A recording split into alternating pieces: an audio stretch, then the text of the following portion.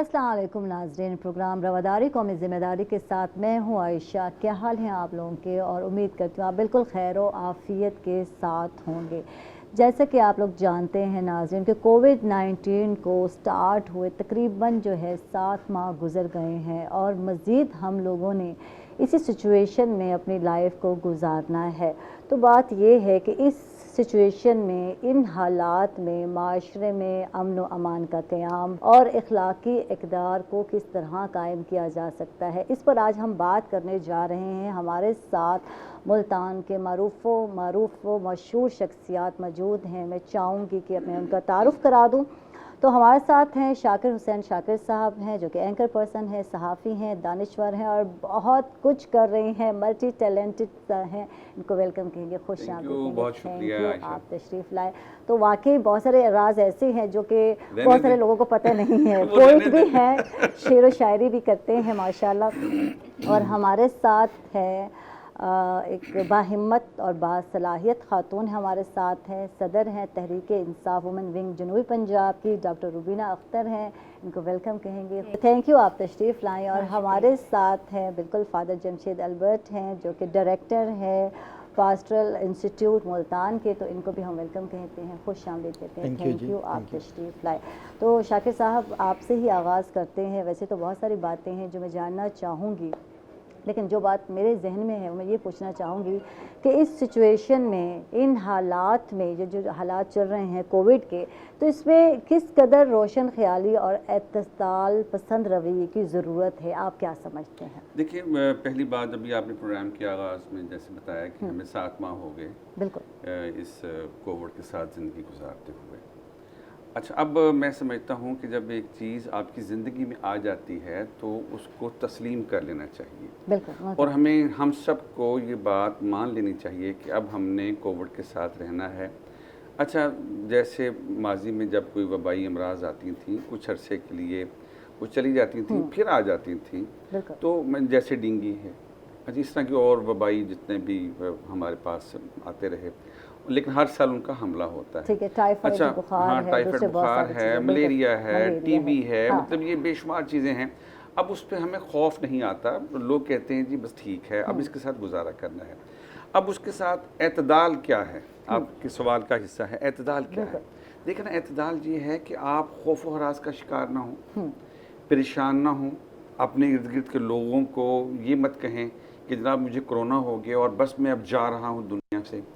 कितने लोगों को हुआ, कितने अरब की आबादी दुनिया की कितने लोगों ने जंग की, लोग वेंट से वापस आए। ये एक बहुत बड़ी जंग है और इस जंग को इंसान ने जीता है, मैं तो ये कहता हूँ। और जब इंसान ने जीता है तो उसके बाद हम अपने पाकिस्तान में आ जाते हैं। पाकिस्तान में इस जंग ने कामयाबी हासिल की है यहाँ के लोगों ने, और मैं समझता हूँ उसकी एक वजह ये थी कि एक तो एतदाल रहा, दूसरा तदब्बर रहा, तीसरा ज़िम्मेदारी रही, चौथा मीडिया का किरदार, और सोशल मतलब जो सेक्टर है उसने अपना जो रोल अदा किया। ये जंग कोई ये कहे कि कोई एक बंदे ने जीती है, नहीं, ये हम सब की मुश्तरका कामयाबी है। उसमें हुकूमत भी है, समाजी तंजीमें भी हैं, माशरा भी है, असातिज़ा भी हैं, वालिदैन भी है। तो ये चीज़ें एतदाल पैदा करती हैं। और जब माशरे की बात होती है और हुकूमती जो है इंतज़ामी इदारों की बात करते हैं, डॉक्टर रुबीना आपसे बात करते हैं, तो कोरोना इमरजेंसी में हुकूमती इंतज़ामिया ने पुरअमन माहौल के क़याम और सेहत के शोबे में बेहतरी के लिए क्या क्या इक़दाम उठाए, इस हवाले से कुछ बताइए। बिस्मिल्लाहिर्रहमानिर्रहीम। देखें, इस वक्त आज कोविड-19 पर बात हो रही है और मैं समझती हूँ कि इसने एक दफ़ा तो दुनिया को हिला के रख दिया है। बिकॉज़ इससे सिर्फ कोई एक ख़ित्ता नहीं अफेक्टेड, बल्कि देखें एक पूरी दुनिया अफेक्टेड है इससे। और फिर अफसोस की बात तो ये है कि वो सिर्फ ये नहीं कि अब आई वबा ख़त्म हो गई, नहीं, वो बार बार हमला कर रही है। आपने पिछले दिनों में सुना होगा कि खान साहब ने कहा है कि सर्दियों में दोबारा एक लहर आने वाली है और लोग जो है इस चीज़ से ख़बरदार रहें। तो ये एक बहुत बड़ा चैलेंज है इंसानियत के लिए। मैं तो समझती हूँ कि इस पे काबू पाना और फिर इसकी वैक्सीन बनाना और फिर इसको कंट्रोल में करना। اس سلسلے میں ابھی تک دیکھا جائے تو دنیا میں وہ نہیں آ سکی، ویکسین نہیں آ سکی جو کہ لوگوں کی زندگیوں کو بچا سکے. لوگ ابھی سردیوں کی بات آپ نے کی ہے، پرائم منسٹر نے بھی کی ہے، اس میں کوئی خاص وجوہات ہو سکتی ہیں؟ آپ کو ڈاکٹر بھی ہیں ایکچولی اس میں جو ہوتا ہے نا یہ زکام، کھانسی، نزلہ، اس کی کیفیات جو ہے وہ بہت، چیسٹ انفیکشن یہ زیادہ ہو جاتی ہیں. جو آلریڈی استھمیٹک ہیں وہ زیادہ بیمار ہونے لگتے ہیں. اور دنیا میں تو سٹارٹ ہو چکا ہے ڈبل، جو دوسری لہر ہے وہ آ چکی ہے. آپ دیکھیں اسپین زیادہ افیکٹڈ ہے، جرمنی میں دوبارہ، فرانس، برطانیہ، یہ سارے مطلب کہ they are going to be affected. تو اس کے ساتھ جو ہے نا میں سمجھتی ہوں کہ اس معاملے میں پاکستان بہت خوش قسمت رہا ہے کہ پاکستان میں وہ مطلب کہ جو خوفناک سچویشن ہے وہ نہیں آ سکی. اب دیکھیں ہمارے ہمسایہ ملک ہے انڈیا، اب دیکھیں کہ اس میں روزانہ کے 70-80,000 جی ڈیلی مطلب کہ افیکٹڈ ہو رہے ہیں پیشنٹ. تو اس لحاظ سے میں سمجھتی ہوں اس میں ہمارے پاکستانی خوش قسمتی ہے. پہلی بات تو یہ ہے کہ یہاں پہ نوجوان نسل زیادہ ہے، جس کی وجہ سے کیونکہ یہ اکثر جو ہے نا جو تھوڑے سی ایج کے لوگ ہوتے ہیں ان میں یہ زیادہ افیکٹ کرتی ہے. اس لحاظ سے کچھ ہماری بچت ہوئی. دوسری بات ہے کہ گورنمنٹ نے، میں سمجھتی ہوں اداروں نے، ضلعی انتظامیہ نے بڑا اپنا اچھا رول ادا کیا ہے. دیکھیں سینیٹائزر تقسیم ہو رہے ہیں، ماسک دیے گئے ہیں. گورنمنٹ نے میڈیا پہ بہت اچھی مہم چلائی ہے. خاص طور پہ آپ دیکھیں کہ رنگ ٹون ہی بنا دی گئی. یہ ایک بہت اچھا اسٹیپ تھا ان کا کہ جو بھی فون اٹھاتا تھا، چاہے وہ ان پڑھ ہے چاہے وہ پڑھا لکھا ہے، تو وہ اس کو مطلب کہ جو ذمہ داری تھی اس نے ذمہ داری سے بڑھ کر اپنا کردار ادا کیا. جی تو میں سمجھتی ہوں کہ یہ اس میں گورنمنٹ کا، ضلعی انتظامیہ کا اور جو ہمارے شہریوں کا بھی ایکولی. ٹھیک ہے. اچھا ڈاکٹر ربانہ ایک یہ بات جاننا چاہیں گے کہ بلا تفریق صحت کی جو سہولیات ہیں، وہ صحت کے جو ادارے ہیں ان کی جو انتظامیہ جو اقدام اٹھائے ہیں اس حوالے سے کچھ بتائیے. جی انتظامیہ نے، میں تو یہی آپ کو بتا رہی ہوں کہ انتظامیہ بھی ایکولی پارٹیسپیٹ کر رہی ہے.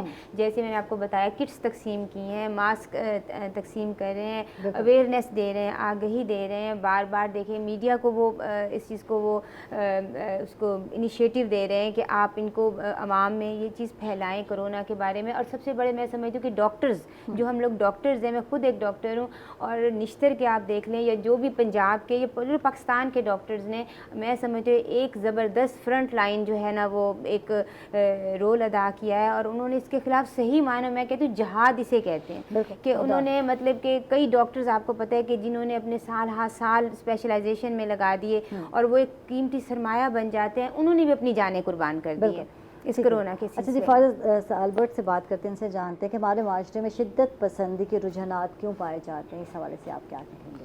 شدت پسندی کے رجحانات اس لیے پائے جاتے ہیں کہ لوگ ایک دوسرے کا احترام بھول گئے ہیں، ایک دوسرے کا احترام نہیں کرتے، ایک دوسرے کا حق دوسروں کو نہیں دیتے. بالکل. اور جب یہ دو چیزیں نہیں ہوں گی، جب احترام نہیں ہوگا، دوسروں کے حق نہیں دیے جائیں گے، ہاں جی، تو پھر اس کا مطلب ہے شدت پسندی آئے گی، منفی رویے جو ہیں وہ تقویت پائیں گے. تو ان کو ختم کرنا چاہیے. ٹھیک ہے. اچھا یہ بتائیں فادر، یہ پوچھنا چاہیں گے کہ ایک دوسرے کے نظریات اور جو مذہبی عقائد ہیں ان کا احترام کرنا کس قدر ممکن ہے اور کس طرح کرنا چاہیے؟ آپ کیا کہیں؟ یہ ممکن ہے سب سے پہلے کہ ہم سب خدا کی مخلوق ہیں، خدا نے ہمیں زندگی دی ہے، تو ہم خدا پر ایمان رکھتے ہیں کہ خدا زندگی دینے والا ہے. اس لیے پہلی بات ہے کہ ہم انسانیت کی بات کریں کہ ہم انسان ہیں، انسانوں کو انسانوں کا احترام کرنا چاہیے. اور مذہب جو ہے وہ ہر ایک کا اپنا ذاتی حیثیت سے اس کو دیکھنا چاہیے کہ میں اسلام سے تعلق رکھتا ہوں، میں مسیحیت سے تعلق رکھتا ہوں، میں ہندو ہوں، جو بھی ہوں، مجھے اپنے مذہب کا احترام کرنا چاہیے، لیکن مجھے دوسرے کے مذاہب کا احترام لازمی کرنا چاہیے، کیونکہ ہر ایک شخص جو ہے وہ اپنے مذہب کا احترام کرتا ہے.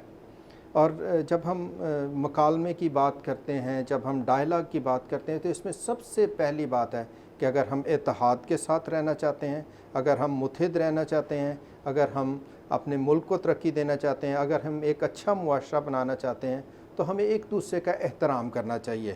اس کے ساتھ یہ بھی ہے کہ ہمیں تنقید نہیں کرنی چاہیے.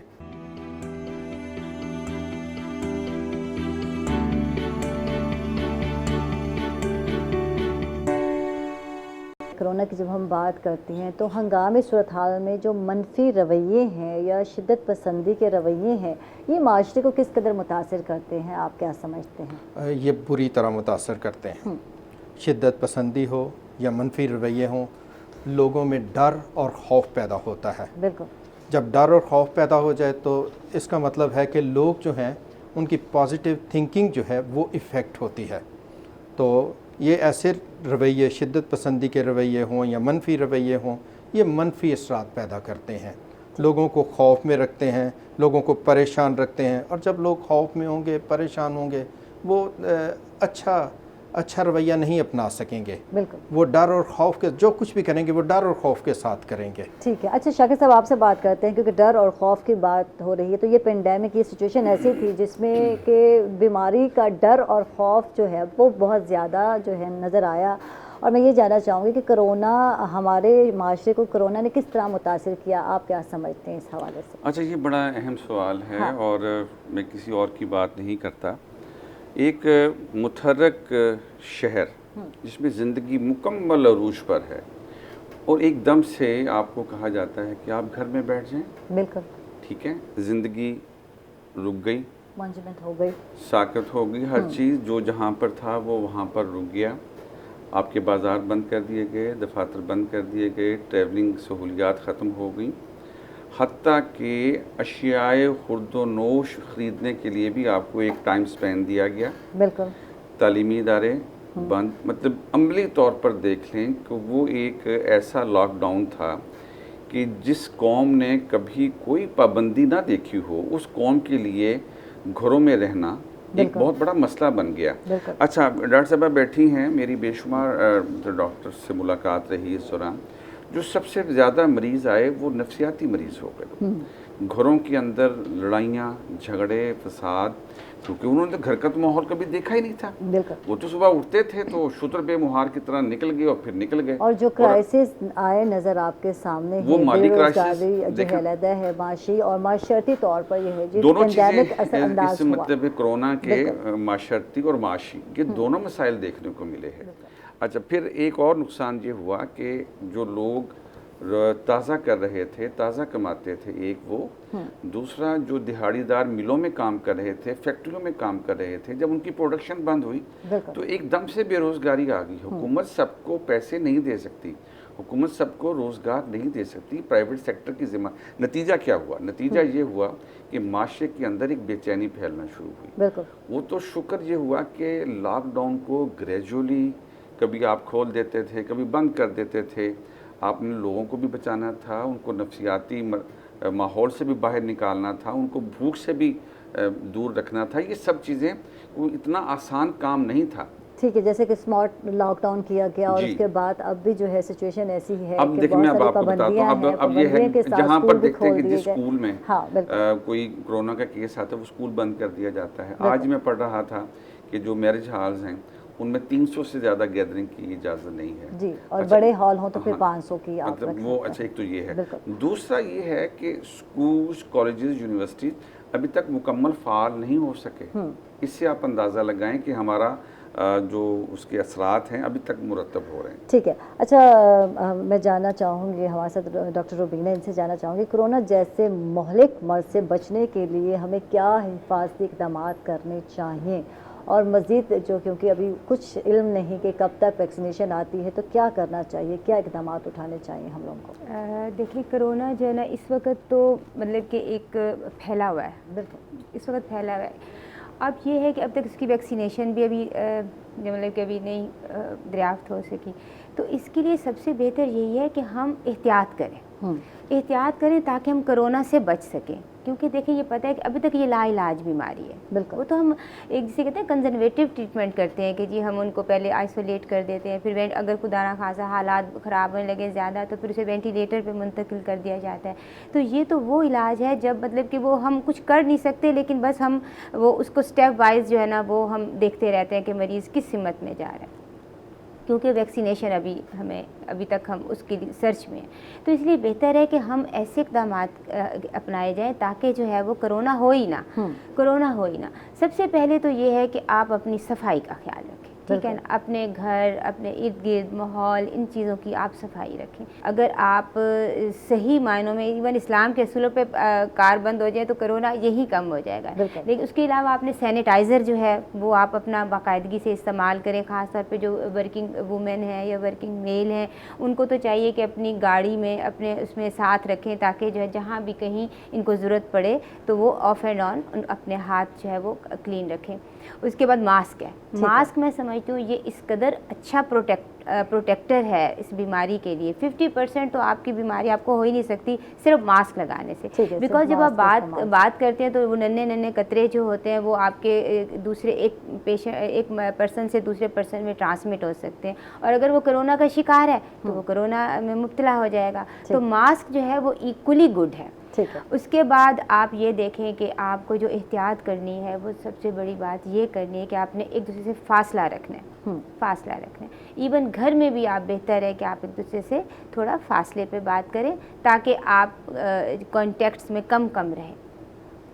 باقی یہ ہے کہ جو گورنمنٹ ہے, لوگ ہیں, میں سمجھتی ہوں گورنمنٹ کا بھی ایکولی رول ہونا چاہیے جس میں وہ جیسے اویئرنیس کرے, میں نے پہلے بتایا. لیکن میں سمجھتی ہوں کہ جو ہماری عوام ہے اپنی, ان کو باشعور ہونا چاہیے کہ اگر فرض کرے گورنمنٹ کوئی سلوگن چلاتی ہے یا کوئی آگہی تنظیمیں ایون چلاتی ہیں, NGOs چلاتی ہیں, کوئی دوسری تنظیمیں انسانی حقوق کی چلاتی ہیں, تو انہیں چاہیے کہ وہ اس پہ عمل کریں. جو اچھے سینٹینس ہیں, جو اچھے فکرے ہیں, ان کو اپنے ذہن میں بٹھائیں اور ان پہ عمل درآمد کیا جائے تاکہ جو ہے وہ اس سے بچ سکیں. ٹھیک ہے. فضل آپ سے بات کرتے ہیں اور جانتے ہیں کہ کرونا کی ہنگامی حالات اس میں معاشرے میں نظم و ضبط کا قیام کیسے ممکن ہے, کیسے قائم کیا جا سکتا ہے, آپ کیا کہتے ہیں؟ ہاں جی, اس میں نظم و ضبط کا قیام ہم کس طرح کر سکتے ہیں معاشرے میں؟ سب سے پہلے ہے کہ لوگوں کو اویئرنیس دینی چاہیے, اور سب سے پہلے یہ اویئرنیس جو ہے گھر سے شروع ہوتی ہے. اگر ماں باپ اپنے بچوں کو اویئرنیس دیتے ہیں, وہ کہتے ہیں نا چیریٹی بگنز ایٹ ہوم, تو گھر سے اگر اویئرنیس دیتے ہیں تو پھر اس کا مطلب ہے کہ کرونا سے ہم بچ سکتے ہیں. پھر جو ہماری تنظیمیں جس طرح ڈاکٹر صاحبہ نے کہی, ہماری حکومتیں ہیں, ہماری حکومت ہے, وہ ہمیں کچھ انسٹرکشنز دیتی ہیں, یا جو ہمارے صحت کے محکمے ہیں وہ ہمیں انسٹرکشن دیتے ہیں کہ اس طرح کرنا چاہیے. تو اس ہنگامی صورتحال میں ہم کرونا سے بڑے اچھے طریقے سے بچ سکتے ہیں. ڈاکٹر صاحبہ نے یہ کہا کہ ماسک, بہت سے لوگ جو ہیں وہ سمجھتے ہیں کہ ماسک لگانا جو ہے یہ ضروری نہیں, یا ہاتھ دھونے ضروری نہیں. تو اس طرح سے تو پھر کام نہیں چلے گا, اس طرح تو بیماری پھیلے گی. تو احتیاط, سب سے پہلے احتیاط. پھر دوسری بات یہ ہے کہ جو ہمیں انسٹرکشنز دی جاتی ہیں ان پر عمل کرنا چاہیے. اور پھر تیسری بات میں کہوں گا کہ پھر خدا پہ چھوڑنا چاہیے, خدا پہ بھروسہ رکھنا چاہیے. ٹھیک ہے. معاشرتی یکجہتی کی کیا اہمیت ہے, آپ کیا سمجھتے ہیں؟ معاشرتی یکجہتی کی بہت زیادہ اہمیت ہے. اگر ہم مل کر کچھ کرتے ہیں تو پھر کہتے ہیں کہ جب ہم مل کر کام کرتے ہیں تو مشکل سے مشکل کام بھی آسان ہو جاتا ہے. یا ہم ایک دوسرے کا احترام کرتے ہیں, ایک دوسرے کا خیال رکھتے ہیں. اس لیے مل کر کام کرنا چاہیے, اتحاد میں رہنا چاہیے, منفی نظریات کو فروغ نہیں دینا چاہیے بلکہ مثبت نظریات کو فروغ دینا چاہیے. ٹھیک ہے. اچھا, اس سلسلے میں شاکر صاحب آپ سے بات کرتی ہوں, جب منفی سوچ کا خاتمہ ہے اور مثبت سوچ کو یا تبدیلی کو آگے لے جانے کی بات ہوتی ہے تو مقامی سطح پر امن کمیٹیوں کے قیام کے لیے مذہبی, سیاسی اور سماجی تنظیموں یا نمائندوں کی میں بات کروں گی, تو کس طرح ان کو متحد کیا جا سکتا ہے, کس طرح اکٹھا کیا جا سکتا ہے, آپ کیا سمجھتے ہیں؟ اچھا, جب بات آتی ہے نا پیس کمیٹیوں کی, ٹھیک ہے نا, یہ بڑا اہم سوال, وہی میں سمجھتا ہوں کہ آج جو آپ سوال کر رہی ہیں وہ ہمیں اس وقت انہی کے ہی جواب کو ڈسکس کرنا ہے کہ امن کمیٹیوں کی کیا اہمیت ہے. اس میں سماجی, معاشرتی اور مذہبی, یہ 3 ونگز اس وقت ہمارے پاس, اس میں سیاسی ونگ کو بھی شامل کر لیں. اچھا, اب سب سے پہلے تو ہم یہ کہتے ہیں نا کہ مذہب کی, ہم ہر چیز مذہب پر ڈال دیتے ہیں کہ جی علماء کرام کی ذمہ داری ہے. بھائی علماء کے پاس تو بعد میں جاتے ہیں, سب سے پہلے تو ہم اپنے والدین کے پاس ہوتے ہیں, بچہ اپنے والدین کے پاس ہے, تو پہلے تو ذمہ داری گھر کی ہے. جو گھر کی گواہی ہے وہ گھر لے کر جب باہر آئے گا تب اس کو پتہ چلے گا کہ اس نے مکتب بھی جانا ہے, مدرسے میں بھی جانا ہے، سماج میں اس کے ساتھ کیا سلوک، تو وہ پھر امن کمیٹیاں جہاں پر بھی ہوں گی ہمیں وہاں سے خیر کا پیغام ہی تو آئے گا۔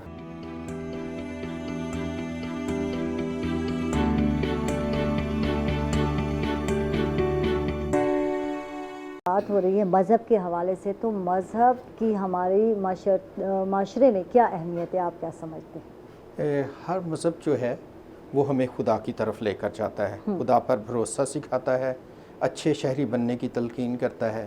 تو کوئی مسلم ہے، کوئی مسیحی ہے، کسی بھی مذہب سے تعلق رکھتا ہے، مذہب جو ہے ہمیں اچھے رویے سکھاتا ہے، خدا پر بھروسہ سکھاتا ہے، امن صلح سلامتی سکھاتا ہے۔ تو مذہب کا کردار جو ہے وہ ہمیشہ اچھا رہا ہے۔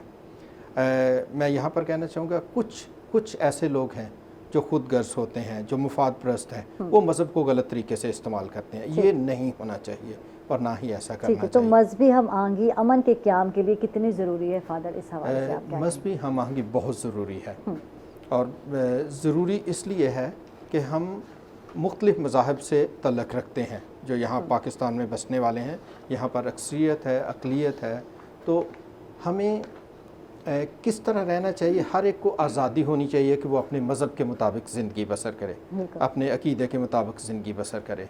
اور اس کے لیے کہتے ہیں ہرمینیوٹکس، یہ ہے کہ ہم کس طرح دوسرے کے مذہب کو جان سکتے ہیں، ان کو جانیں، بالکل اپنا مذہب ان پہ نہ ٹھونسے، ٹھیک ہے، اپنے مذہب کو جانیں، دوسرے کے مذہب کو جانیں، دوسرے کے مذہب کا احترام کریں، اپنے مذہب کا احترام کریں، اور کسی کو تبدیل کرنے کی کوشش نہ کریں۔ ٹھیک ہے ڈاکٹر روبینہ، آپ سے جانتے ہیں کہ قیام امن کی سرگرمیوں میں خواتین کے کیا کردار ہے اور کیا ہونا چاہیے، کیا کہیں گے اس حوالے سے؟ میں سمجھتی ہوں کہ جتنا امن قائم کرنے کے لیے خواتین کا کردار ہے، اس سے تو انکار ہو ہی نہیں سکتا۔ تو ایسا ہے کہ امن تو گھر میں شروع ہوتا ہے، اور اس کے بعد جو نا خواتین کا دیکھیں ایک کردار ہے کہ اگر آپ نے اپنے گھر کو، اپنے معاشرے کو، جہاں آپ کام کرنے جاتی ہیں، جہاں آپ اگر ورکنگ ہیں آپ وومن، یا آپ اپنے ہمسایوں میں جاتی ہیں، اپنے رشتہ داروں میں جاتی ہیں، آپ سب کے ساتھ میل جول اچھا رکھتی ہیں، تو ڈیفینیٹلی جو ہے وہ لڑائیاں جھگڑے منفی رویے جو ہے وہ کم ہوں گے۔ تو خواتین کا تو بہت ہی زیادہ رول ہے، میں سمجھتی ہوں سوسائٹی میں۔ کرونا ایمرجنسی کی جب ہم بات کرتے ہیں، صحت اور دیگر اداروں میں خواتین کا جو کردار ہے وہ کتنا متحرک رہا ہے، کچھ اس حوالے سے بتائیے۔ میں سمجھتی ہوں کہ جو خواتین شانہ بشانہ جو ہے وہ مل کر تو کرونا کے خلاف جہاد کیا ہے۔ اس میں جیسے سب سے پہلے میں مثال دوں گی لیڈی ڈاکٹرز کی، جنہوں نے دیکھیں اپنی جانیں بھی قربان کی ہیں۔ جو پیرامیڈیکل سٹاف ہے وہ بھی اس معاملے میں بہت آگے رہا ہے۔ اس کے بعد آپ دیکھیں کہ جو این جی او سیکٹرز میں ہیں، جو ایون گورنمنٹ سیکٹر میں ہیں، جو پارلیمنٹ میں ہیں، سب نے اس کے مطلب کہ اس کے خلاف آواز اٹھائی ہے، اس کے اوپر کام کیا ہے جتنا وہ کر سکتے ہیں اور کر رہے ہیں، اینڈ اسٹل ابھی تک کر رہے ہیں۔ وزارت صحت بھی جتنا کام کر سکتی ہے وہ کر رہی ہے، اور اس میں بڑی خواتین موجود ہیں، اور میں سمجھتی ہوں کہ خواتین جو ہے نا وہ ایکولی رول پلے کر رہی ہیں، اور وہ کر سکتی ہیں اگر وہ اس کرونا پر ابھی بھی کام کرنے کی ضرورت ہے۔ ابھی ہم یہ نہیں کہتے کہ کام ختم ہو گیا، اسٹل ہاں اٹ از گوئنگ آن، تو ابھی بھی خواتین کے لیے بہت زیادہ مواقع ہیں کہ وہ کرونا کے خلاف جو ہے وہ مل کر جدوجہد کریں، اور اس چیز کو جو ہے نا اپنے ایریڈیکیٹ کریں، اپنے خاص طور پہ اپنے ہر کوئی اپنے ملک سے۔ بالکل شاکر صاحب، آپ سے جاننا چاہتے ہیں کہ ملکی یکجہتی اور فروغ امن کے لیے تعلیمی اداروں کا کیا کردار ہے، اور اس کی کچھ وضاحت بھی کر دیجیے۔ اچھا دیکھیں، میں نے وہ پہلے کہا نا مکتب اور مسجد، مکتب کا جو رول ہے ہمارے معاشرے میں بڑا اہم ہے۔ بالکل، ابھی جب ڈاکٹر روبینہ بات کر رہی تھی کہ خواتین کے رول پر، تو ایک پیغام وہ گھر سے ماں کا لے کر آتا ہے۔ بالکل، اگلا جو رول ہے وہ اساتذہ کرام کا ہے۔ جو بچہ ہے، اسکول گوئنگ بچہ ہے، اس کے لیے جو آئیڈیل شخصیت ہے وہ اس کی ٹیچر ہے یا ٹیچر ہے۔ اب وہ جب اپنے استاد کو دیکھتا ہے یا دیکھتی ہے بچی، تو اس کو آئیڈلائز کرتی ہے، بالکل، اس کی آواز کو، اس کے جملے کو، اس کے نظریے کو۔ یہ ہے اسکول لیول۔ ٹھیک ہے، اب جب وہ پیغام لے کر گھر آتا ہے تو وہ آ کے ماں کو کہتا ہے کہ ماما آج میری ٹیچر نے مجھے یہ بات کہی ہے، آپ نے بھی ویسے کرنا ہے۔ بالکل، یہ ہے تربیت کا پہلا سٹیپ۔ اس کے بعد آپ ہائی کلاسز کی طرف آ جائیں، بچے کی سوچ بہتر ہونا شروع ہو جاتی ہے، اور اس کے بعد پھر وہ اپنا نظریہ، اپنی بات کو منوانے کی کوشش کرتا ہے۔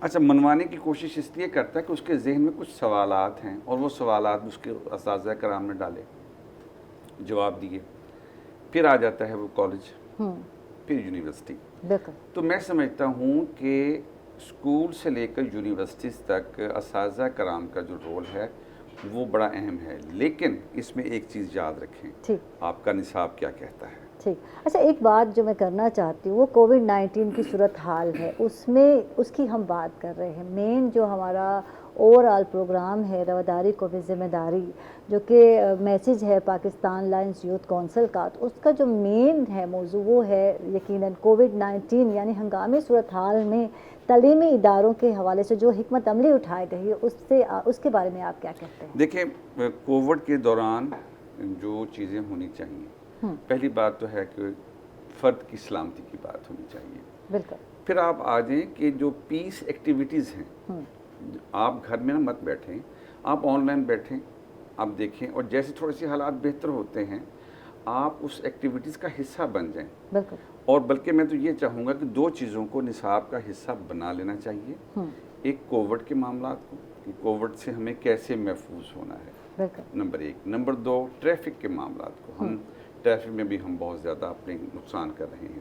تو یہ دو چیزیں ایسی ہیں جب نصاب کا حصہ ہوگا تو پھر ہم آہستہ آہستہ میل جول شروع ہوگا، میل جول ہوگا تو ہم پیس کی بات کریں گے، امن کی بات کریں گے، اور وہ یونیورسٹی ہو، کالج ہو، اسکول ہو یا گلی محلے کا کوئی معاشرہ ہو۔ ٹھیک ہے۔ اچھا یہاں فادر میں آپ سے بات کروں گی کیونکہ بات ہو رہی ہے امن کے فروغ کی، بات ہو رہی ہے فروغ امن کے لیے نوجوان جو نسل ہے اس کا کردار اور ذمہ داری کیا بنتی ہے، کیا کہیں گے اس حوالے سے؟ اچھا، تو جس طرح شاکر صاحب بات کر رہے تھے کہ بچہ اسکول سے سیکھتا ہے، بالکل، کالج سے سیکھتا ہے، یونیورسٹی سے سیکھتا ہے، تو یہ ہمارے جو نوجوان ہیں یہ اسکول کے بچے ہیں، یونیورسٹیز کے بچے ہیں، یہ جو کچھ سیکھتے ہیں یہ وہی کریں گے۔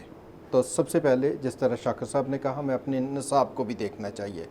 اگر ہمارا نصاب ہمیں پرامن بناتا ہے، بالکل، اچھی سوچ دیتا ہے، تو پھر ہمارے نوجوان جو ہیں وہ اچھا کردار ادا کریں گے، ٹھیک، اور کسی بھی معاشرے کی جو ریڑھ کی ہڈی ہے وہ نوجوان ہے۔ ٹھیک ہے۔ آخری سوال ڈاکٹر روبینہ آپ سے جاننا چاہوں گی کیونکہ وقت جو ہے ختم ہونے جا رہا ہے اس پروگرام کا، کسی بھی معاشرے میں قائدین جو ہے ان کی کیا اہمیت ہے، قائد جو ہے کس طرح جو ہے گائیڈ کرتا ہے اس سچویشن کی جب ہم بات کرتے ہیں؟ دیکھیے کوئی بھی معاشرہ نا قائدین کے بغیر ترقی نہیں کر سکتا، کیونکہ قائدین جو ہے نا وہ ان کو گائیڈ کرتے ہیں، بالکل، اور قائدین کا جو ہے نا پھر ان کے پہ بہت ذمہ داری اور ان پہ میں سمجھتی ہوں ایک انتہائی رسپانسبلٹی آتی ہے کہ آپ نے اپنے جو آپ کے علاقے میں جس میں آپ کنسرنڈ ہیں، آپ ان لوگوں کو آپ کیا گائیڈ کرتے ہیں، کیا آپ انہیں اچھا گائیڈ کر رہے ہیں یا انہیں تقریب کاری میں گائیڈ کر رہے ہیں، نیگیٹیوٹی ہے آپ میں یا پازیٹیوٹی ہے؟ تو میں سمجھتی ہوں کہ قائدین کا انتہائی پیوٹ رول ہے معاشرے کی ترقی کے لیے۔ تھینک یو جی، بہت بہت شکریہ ڈاکٹر روبینہ اختر ہمارے ساتھ تھے، شاکر حسین شاکر صاحب آپ کا بہت بہت شکریہ، اور ہمارے ساتھ جو بالکل فادر جمشید البرٹ تھے آپ کا بہت بہت شکریہ۔ ناظرین پروگرام کا وقت ختم ہوا جاتا ہے اور عائشہ کو دیں گے اجازت، اپنا اور دوسروں کا بہت سارا خیال رکھیں گے، اللہ حافظ۔